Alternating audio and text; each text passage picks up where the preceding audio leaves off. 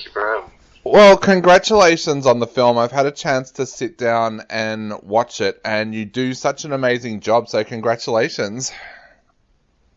Oh, I really appreciate it. Thank you. So, what was it about the screenplay for this film that made you want to be in this film when you read through it? I think that the intensity, how high octane it is, and also the state of urgency that's created there for the protagonist, and also, I mean, all the characters. The kind of the situation is complex, and I really wanted to be involved. So, for our listeners out there that haven't had a chance to watch the film yet, tell us a little bit about your character, because as you said, he's a very, very intense character.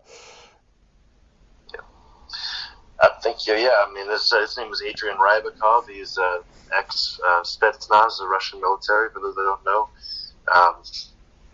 And he is essentially looking for his brother.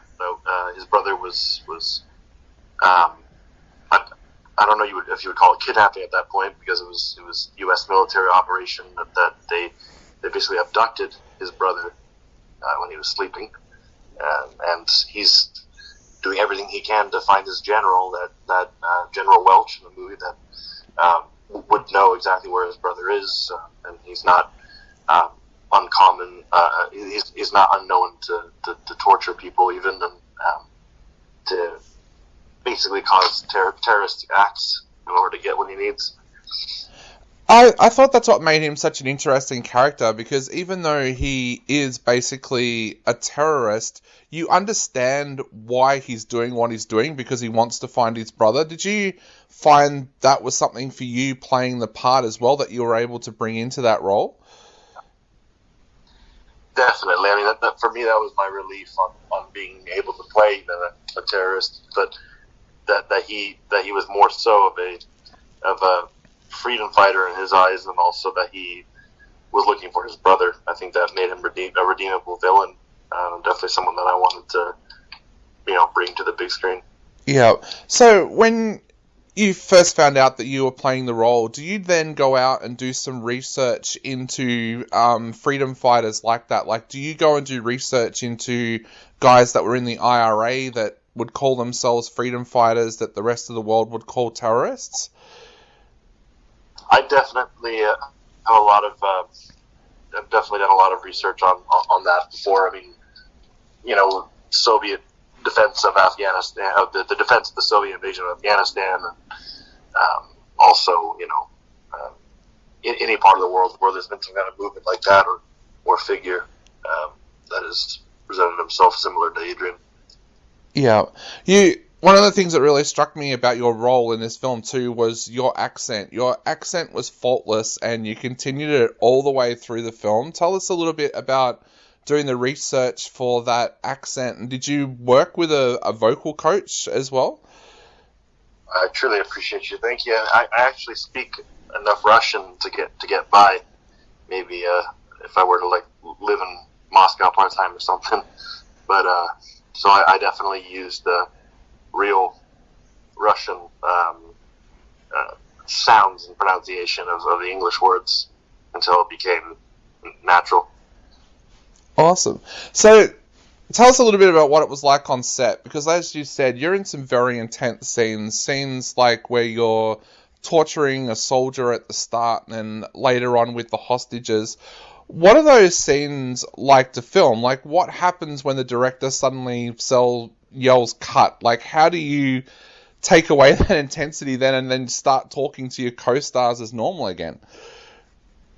I honestly, when it came to the stuff with the hostages, I try and make people laugh between scenes, just because I was really carrying a lot of frightening, energy. I mean, that character, the statement that he was making was so intense that I felt like I needed to make everyone laugh between the takes, just for something to get kind of the release and to go back into it. A couple times I didn't, but I tried to keep it fun with the people that were in background, especially because those scenes were that one scene when we were taking those hostages it looks so real. Yeah, yeah, and your intensity in that role too was so great. There was times when you could literally see saliva flying out of your mouth when you were delivering some of the speeches. How do you shut down at the end of the day from doing a role like that? Like, how do you go home and relax at the end of the day? I was doing a lot of meditation, taking very hot baths and just meditating as much as I can, or doing breath work to try and get out of that mentality. And of course, doing all of that role is a role I think someone needs to be stone cold sober for. So of course I was just keeping up on my vitamins and my sleep, because I knew that role could take someone places at a bar. Yeah. Yeah. So the director of this as well, of course, he does an absolutely amazing job. Tell us a little bit about Christopher and what he was like to work with, but also what you felt that he brought to this film. I think that Chris is genuinely one of the greatest directors around. He's so procedural, so methodical. He gets things done in a focused way, and also keeps things positive. And he just has he doesn't have one ounce of nonsense in him. He gets things done, and I really enjoy working with him and how detail oriented he is. And it was really nice too to have a predominantly martial artist or former military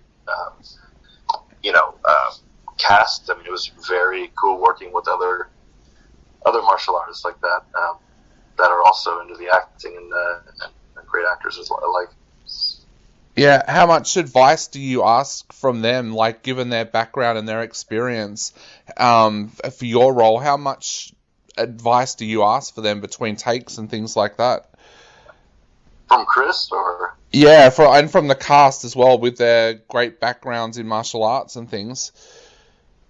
Well, I've been doing martial arts for about 27 years myself, so I wasn't asking much on the martial arts stuff, but I would always ask Chris if he thought that the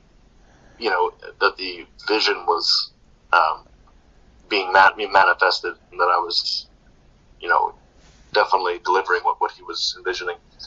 I think that, we have a great chemistry. I look forward to working with him again. But yeah, I won a heavyweight champion in 2018 in a mixed martial arts tournament in Vegas. So, were you a little bit disappointed that you couldn't bring more of that into the film? Because that would have been fantastic to have seen you get to do some fight scenes as well. Definitely, I would have liked to have done more of that.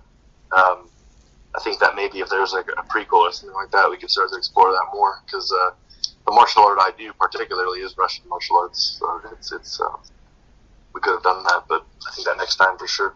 Yeah. So tell us a little bit about your martial arts training. You said you've been doing it for 27 years and you've won tournaments. What was it that made you become interested in martial arts and want to pursue that?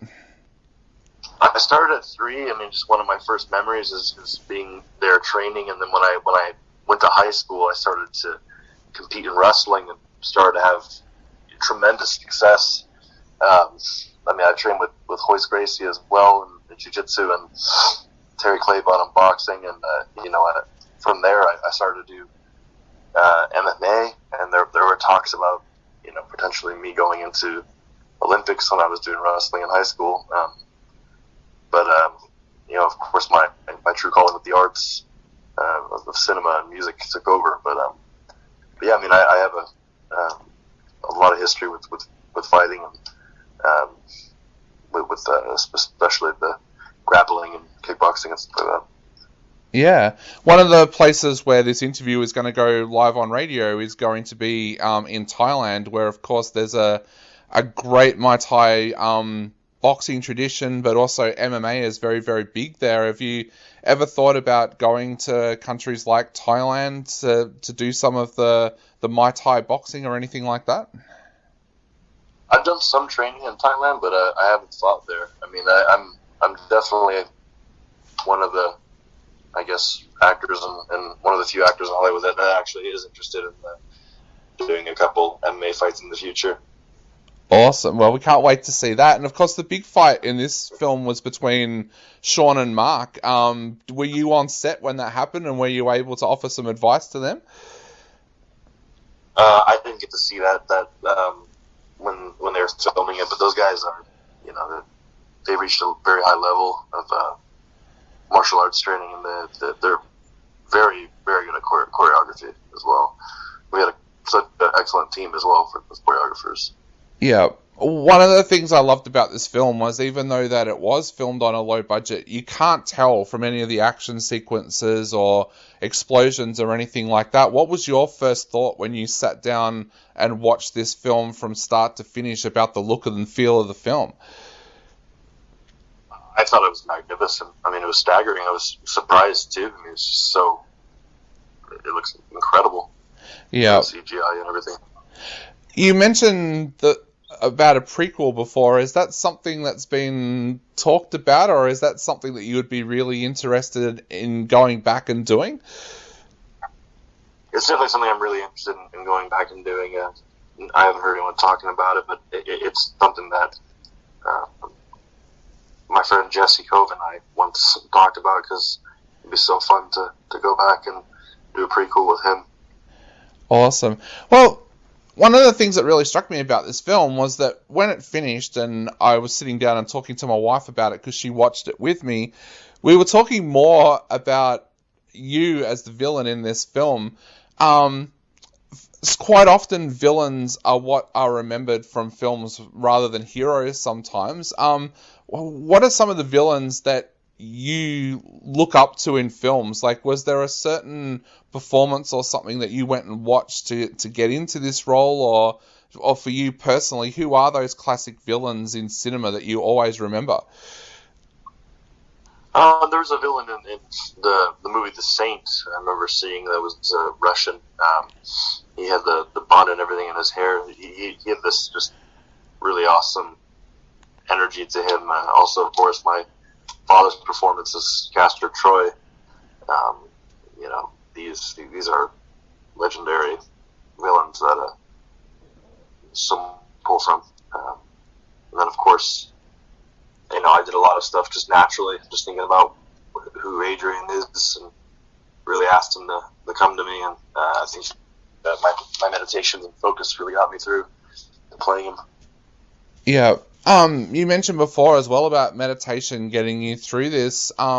Tell us a little bit about that side. What do you find that meditation helps you with, and how did you first discover what meditation can do for you?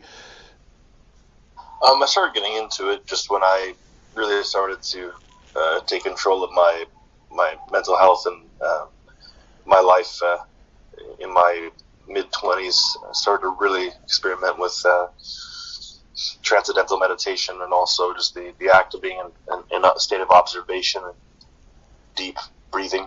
I believe that a lot can be done in this state. We can start to really make contact with profound power that's within us all, and it brings us into homeostasis. Some of these, Adrian particularly, that role where his mind is, I really had to breathe and depart from that character, because he, after I would shoot, because that guy was literally making a pretty intense statement, and that mentality, I think, is just it was very, very, very intense, very advanced, and I remember having to really come, to even go to sleep after that. It was difficult.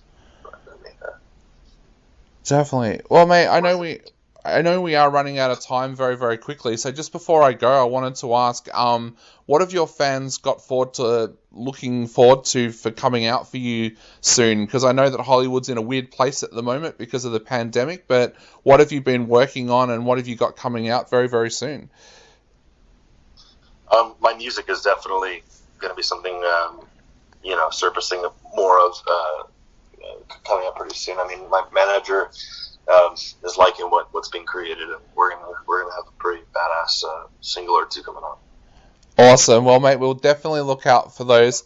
Thank you so much for chatting to us today. I know we are right out of time, but thank you so much. It's been an honor chatting to you. been an honor chatting with you as well. Thank you so much for having me. No problem, mate. I'll let you go. Have a great day and stay safe. You too. Okay, see ya. Bye.